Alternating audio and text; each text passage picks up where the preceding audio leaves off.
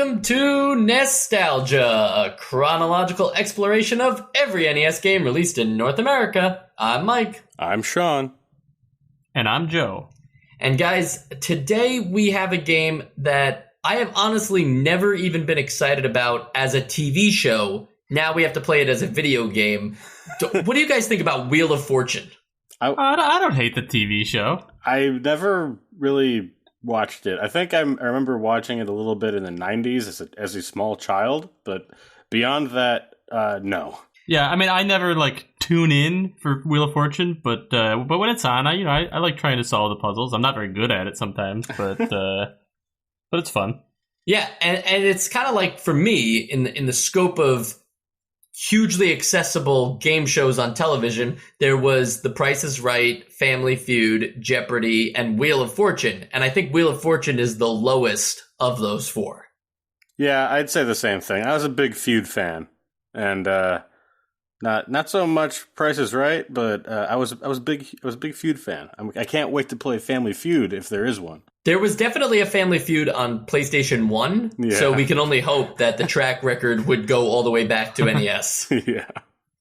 And I mean, GameTech, the publisher of these games, even though Rare is making them, GameTech is the publisher, and they seem to have just acquired the electronics rights licensing for all game shows. So anything that is on TV in the late 80s that's a game show, they have the ability to make a video game about it. So I wouldn't be surprised to see the feud. I mean, were they on the same network or something? Or they just went around to everybody and was like, we want it? That's a good question, because Wheel of Fortune and Jeopardy are back-to-back on TV, and they always have been. So it was always Jeopardy first and then Wheel of Fortune. So that makes sense here. Yeah, but same with release I know dates. that they have the rights to Hollywood Squares too, and I don't remember that being on the same channel as Jeopardy and Wheel of Fortune. So Hollywood maybe they just went around. Yeah. Who can give me an overview of Wheel of Fortune if somebody listening has never watched an episode? It's Hangman with a wheel with money on it. Yeah, the wheel decides the value that the letter you guess is worth. I'm not even sure that that's correct. That's correct, right? No, that's true. Yeah. That's correct. Okay.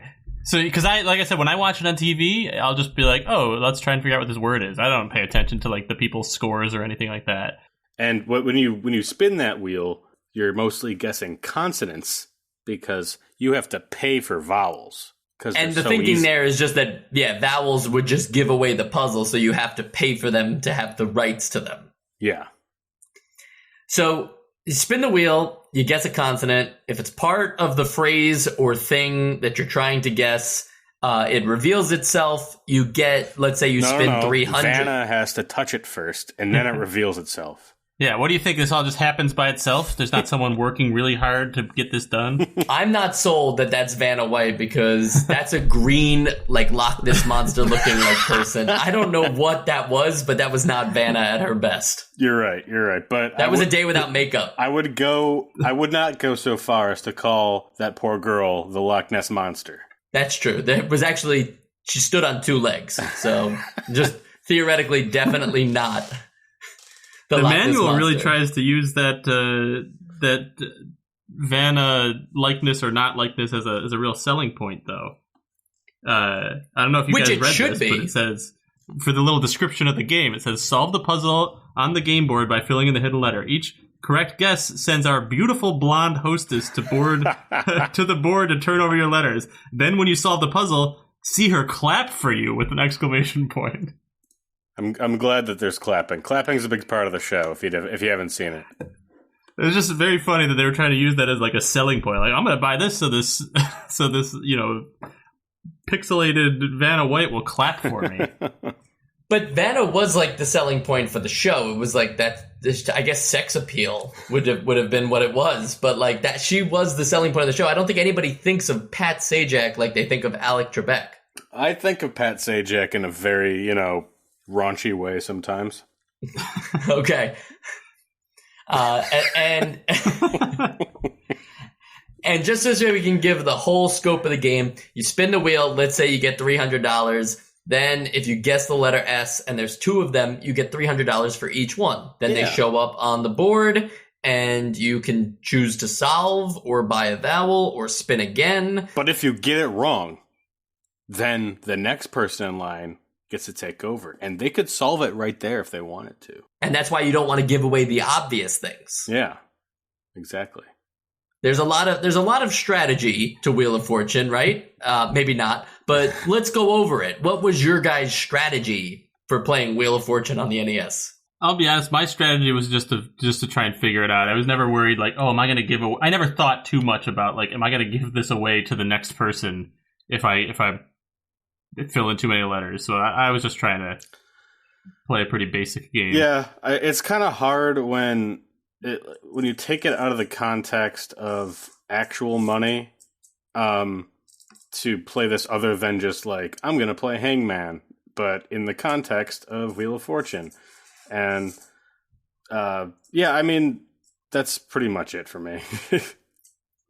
Okay, but there had to be like some letters that you guys guessed more often than not, right? Oh, yeah, like R, S, T, N, the basics. Yeah. Yeah, nobody's going out and picking X ever, right? Yeah, like, X is hard to select X? Yeah, you're an idiot if you select X. Yeah, I feel like if you think there's an X in the word, you probably know the word by that point. It has to say "ilophone" already, or something like that. Yeah. Now, in Jeopardy, there was a QWERTY keyboard, which most people are familiar with that layout. Why do you think that they didn't have that for Wheel of Fortune, where you have to scroll across each letter? I think it's because they made a bad decision. Yeah, they just made a bad decision. Personally. Because that was my biggest... Well, my 2 biggest pet peeves of this game go hand in hand with each other. One is that when you start, you only have 7 seconds to pick your letter, which seems like a lot, like 7 seconds to pick a letter, but like that's 7 seconds to even like look at the board and think of what letter to do. And then sometimes like I've ran out of time just trying to scroll from A all the way over to like even like R or something because it takes so long to scroll over there. It takes like half your time. If you're gonna put all the letters in alphabetical order, at least make several rows of them so that it doesn't take as long to navigate. Because I like not so much in the letter selection while you're just like guessing, but if you're going to finish the sentence or like guess or solve the puzzle, you can run out of time even if you know exactly and you're just trying to get to all the letters. Yeah, that was more the issue, not the lack of the QWERTY keyboard, but rather the fact that it's just one row of letters. Yeah. So you're just slow limited. Scrolling. Right.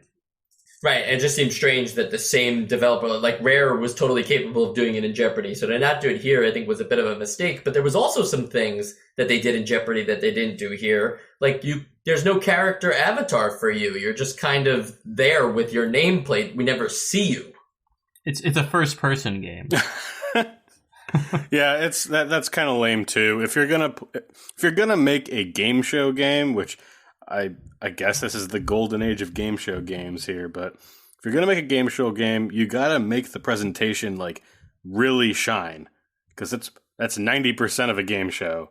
So that was disappointing to see. And then there's also the pointless power meter put into the wheel, like to assess your strength.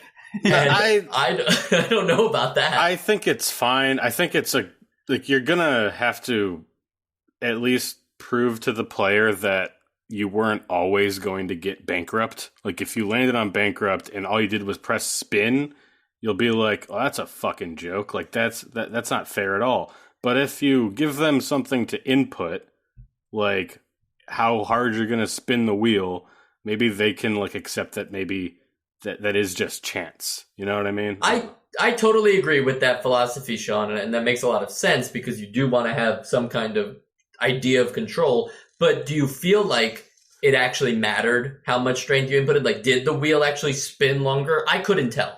It did, but okay, yeah. For me, it was like I would just try, if I just want to get on with the game anyway, I would just use little strength just to get across the wheel as far as I can. Yeah, and your chances of landing on bankrupt or 1,000 are the same either way. It's just a way to make people not throw their controller, I guess. And the computers here are pretty respectful. We had that weird thing in Jeopardy where they would just guess nonsense because realistically, what else could they guess? But here, they don't ever guess like letters that, like they don't ever guess X or U for the most part for me. I don't know about you guys, but they seem to have like some kind of coherence, and they waited until the puzzle was actually pretty close to being solved before they would jump in and solve it. Yeah. I think there's got to be like a hierarchy that all of the AIs use. Is like, well, I'm going to guess like T, R, N, like those first, and then they start moving down. But I think that they're very, they're very liberal with how many vowels they're going to guess, because I think the AI use that a lot more often than I've seen in the show. Yeah, and there's also the whole like easy, medium, and hard mode too. And I think the mistake would have been to have hard mode be like as soon as a letter or two is on the board, the computer just knows the answer and solves it based on little to nothing. But instead, it seems more like just the overall luck and ability of the computer players are better when they're on hard. Yeah, it'll guess correct letters more often, I assume. Right. Rather than just like guessing solving the puzzle quickly. But did the AI ever incorrectly solve? That didn't happen. No. Right? Whenever they Never solve, happened. they get it right. Like I've played a few of these games where I didn't win, obviously, and whenever it gets to like that bonus round where, and we'll get to all the fun things about that, but it doesn't matter how few letters they actually reveal. Like if you just had like an M and an N, like they can immediately guess like, oh, Commander-in-Chief. It's like, well, nobody was going to get that, but okay, whatever. I'm already out of the game, so I guess it doesn't matter.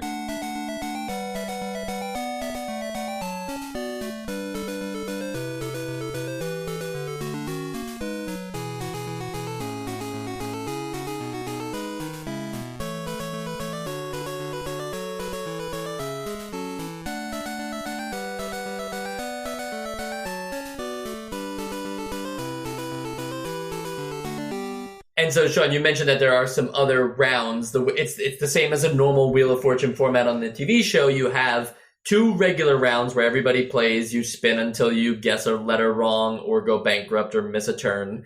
And then in the third round is the speed round, where if you guess a letter, you have to pretty much either solve or pass your turn. Yeah. Did you guys think that made it like a little more challenging? Did it add anything to the game for you? For me, it was kind of just like an experience in patience, because it would be several rounds before we revealed enough letters for anyone to know what it was.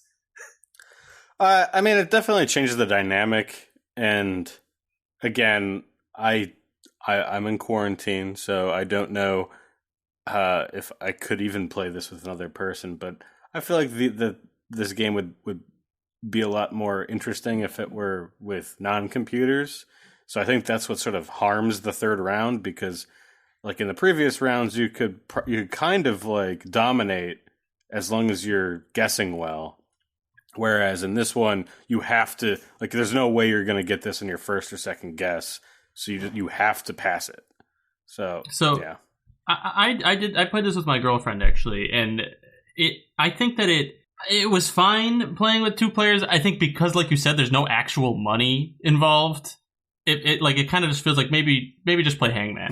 it was fine. It was probably better. I assume better than playing against the computer, just because there's that like real competition. There was one game where I had solved more puzzles, but she won because she had more money. Mm-hmm. And I guess that's just like a preferences to the gameplay, but it's just, I don't know. I think that it's really there is nothing that it being a video game brings to Hangman. Like, you know, like unless you are giving out real money, don't play Wheel of Fortune. Is like with another person, you know.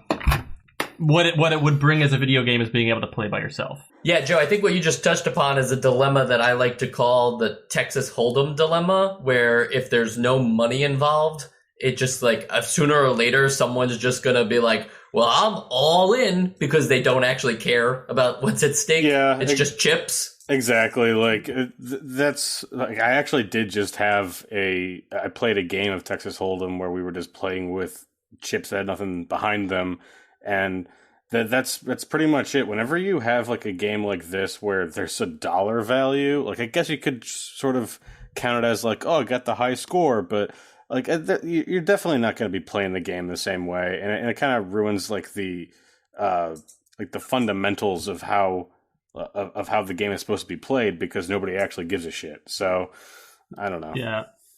And if the dollar value, I mean, if it were something that there was some strategy to getting a certain dollar value, or, doing this will maybe get you more money, but at a higher risk or something, then I could see it being like, that's gamified. But when it's just, I mean, maybe this is a fundamental problem with Wheel of Fortune, but when it's just spin a wheel and you get a random number, it's flashier, but it's not, to me, not as fun. And that also like moves into the bonus round where you're playing for a prize, where you can either get a Porsche, which is actually like product placement for Porsches, or Porsche, I don't know how to pronounce it, or you could go to Hawaii, or you could get a whole new kitchen renovation.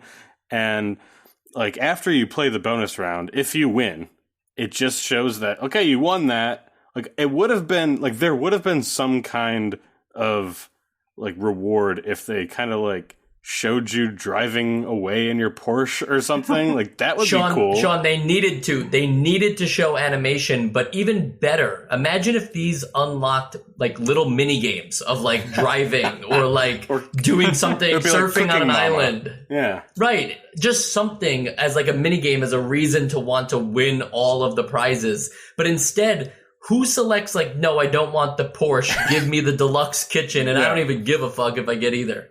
Yeah, because all it does is it shows you the same logo for the item, but it puts like flashy lights around it. Like, you guys don't get excited about the idea of imagining you're going to go to Hawaii?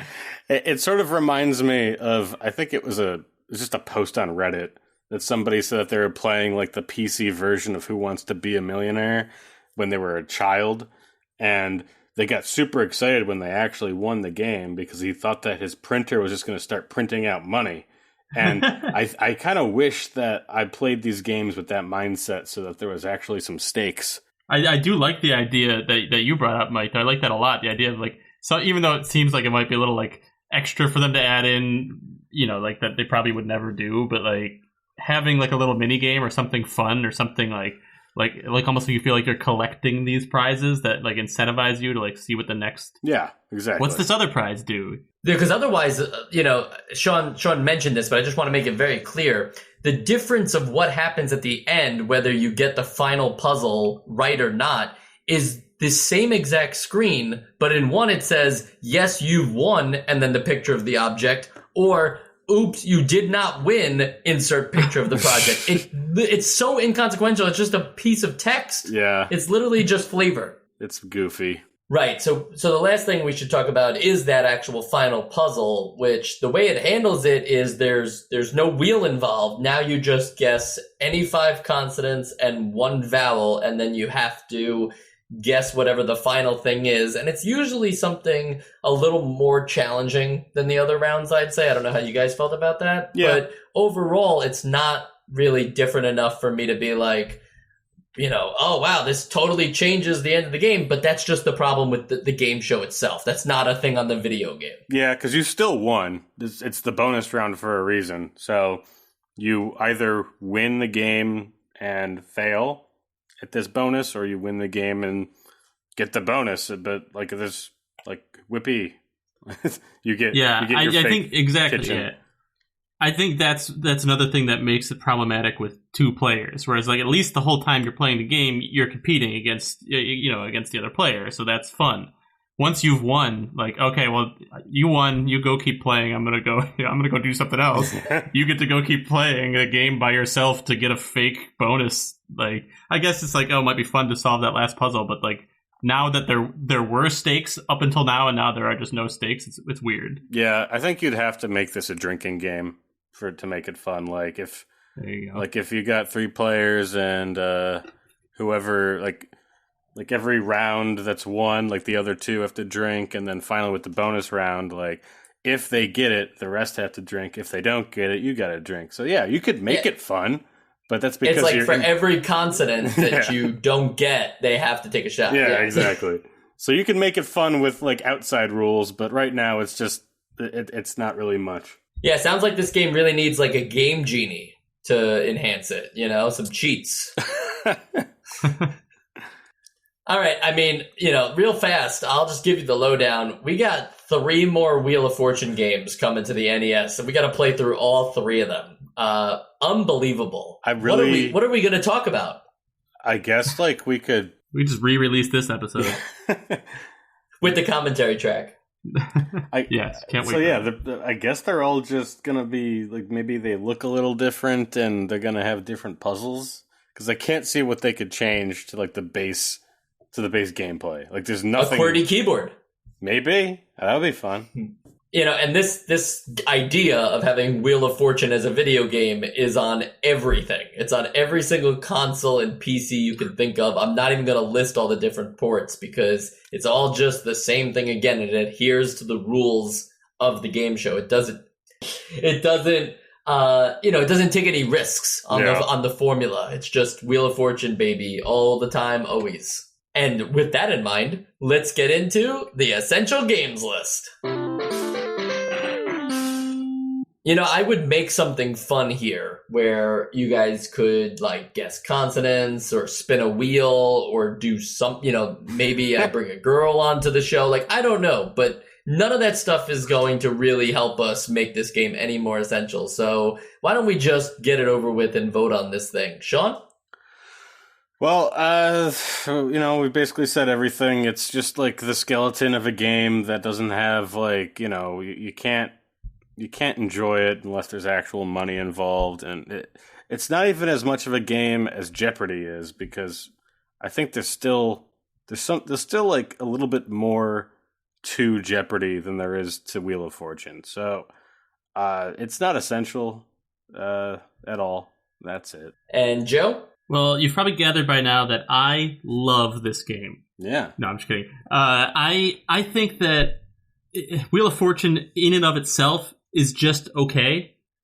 And this isn't even like the best version of, not that I know really any other versions, but this is already has things that make this worse than real Wheel of Fortune, mainly the keyboard and the ridiculous time limit and the fact that there are very little stakes. So I can't vote this essential. Got it. And I mean, for me, I could give you a whole list of reasons for why this game isn't like Super Mario Brothers, but I'm not going to do that here. It doesn't. It's not warranted. There's no blocks to hit. There's no King Koopa. Well, there's blocks. I would consider those tiles. You're revealing tiles. Okay, but you know, tomato. Okay, because you know nobody says tomato. Wheel of Fortune trivia here, but you know, before there was like computers took over our lives, Vanna would actually turn over the actual tiles. She wouldn't just touch them. They would actually reveal the letter behind them. It was like a spinning thing. Because I remember when I watched, like she had a bunch of like mini CRT monitors that I think were actual touchscreen, but they could have been fake. You know, it's really bumming me out. Yeah, because they would light them up, like they would light up the ones that she would have to then go touch. Which I thought was weird. Like, why don't you just activate those when you're lighting them up? Well, as I was saying, she used to have to actually turn them. So that was her whole point. And then they weren't just going to go fire her because she's the whole selling point of the show. Machines took her job. Yeah, like honestly, machines took her job before they took any actual industry's jobs away. So the game is not essential if you haven't put it together. But there's always the junior edition of Jeopardy and Wheel of Fortune, and I'm sure there's another Game Tech Rare duo that's going to make another junior edition of another game show. So there's always those. The junior editions could surprise us and just be home runs. I can't wait, to be honest. The junior editions could really be like the backyard baseballs of Wheel of Fortune. You know, I would love to see kid versions of Pat Sajak and Vanna White in my backyard playing hangman on a fence. And no one's going to talk about it, but, it is just hangman, right? Like, this game is not even that clever. How has it been on the air for 30 years? Because it's simple. And it's got it's got a really sparkly wheel, and I was always a big fan of the wheel. I'm glad you brought that up, Sean, because that was something I wanted to talk about. The whole presentation of the game. I know we did the essential games list and we're done talking about this game, but realistically, like, a lot of this game just takes place on like a black canvas with text and minimal design elements surrounding you. Why couldn't they just, create a layout for where the game show would take place and show you the wheel there? Why did it have to be on a dull black screen? Yeah, don't they usually have like a tropical backdrop? Yes. In Wheel of Fortune? Yep. There's always themes. That's the whole thing. I think the themes are a better hook. It would have been cool too if you could if there was like a dedicated clap button that you could hit while the wheel was spinning. Or maybe it's like first person and you can turn your head and walk around the stage and security would come and take you away if you tried to approach Vanna. I like the idea that they have to sell a unique NES controller that has an extra button on it so you can clap. Yeah. It would be this is more like a next gen thing. Right. If probably PS5. VR haptic open feedback. World Wheel of Fortune where you go backstage and stuff. Yeah. Haptic feedback when you spin the wheel. You could just use a Famicom controller with the microphone built into it and have that be the cheer. And that's why you would really buy the multi-tap in the first place, is so that the other fourth player who's not one of the other three could be the cheering. Yeah, for sure. That would be great. All right. I'm pretty sure that's all the time we have for this episode of Nostalgia, now that we're just rambling. We have Xevious as our next game, and that will wrap up September of 1988 for us. So we are getting closer. Getting close to 89. Yep, we're getting closer and closer to 89. But just to give you a little recap of what September's had in store, it has our lost episode, Adventure Island. It has Galaga Demons of Death, which is obviously bookended with Xevious the Avenger. So those two are made by the same company, so that's why they came out in the same month. Then you have Golgo 13, which is Vic Takai made that all on his own. And then you have Jackal by Konami, which we all seem to like a lot. Yeah. Jeopardy and Wheel of Fortune together. And Milan Secret Castle could go with Adventure Island since they're both made by Hudson Soft. So that was their September plans as well. So I mean, there's a lot of good stuff here. Yeah, there's a lot of stuff. Yeah, there's a lot of stuff, and there's also Lee Trevino's Fighting Golf. Which wasn't that bad. I don't know, man. After we talked about it on the show, I was kind of excited to play it again, and then I realized even though we didn't hype that game up too much, we still hyped it up a little more than I'm comfortable with. You know what? You do what you have to do, Mike. Thank you. To make yourself sleep at night. Well, I made that episode of the podcast, I just made it dimmer. I brought down the audio overall, so it's at -9 decibels. This way we don't sound as excited. Yeah, that's the best way to go about it. I get loud when I'm excited. We're just more quiet. Yeah. All right, so we got Xevious the Avenger to finish out September of 1988, and I hope you join us for it next Friday. I'm Michael Esposito. You can find me on @EspositoFilm on Twitter. We are at NostalgiaCast on Twitter. We post things every single weekday. You know you love it. I posted a bunch of Pat Sajak pictures this week, so you know you want to check out those. Anything's going to get you to check it out. It's that.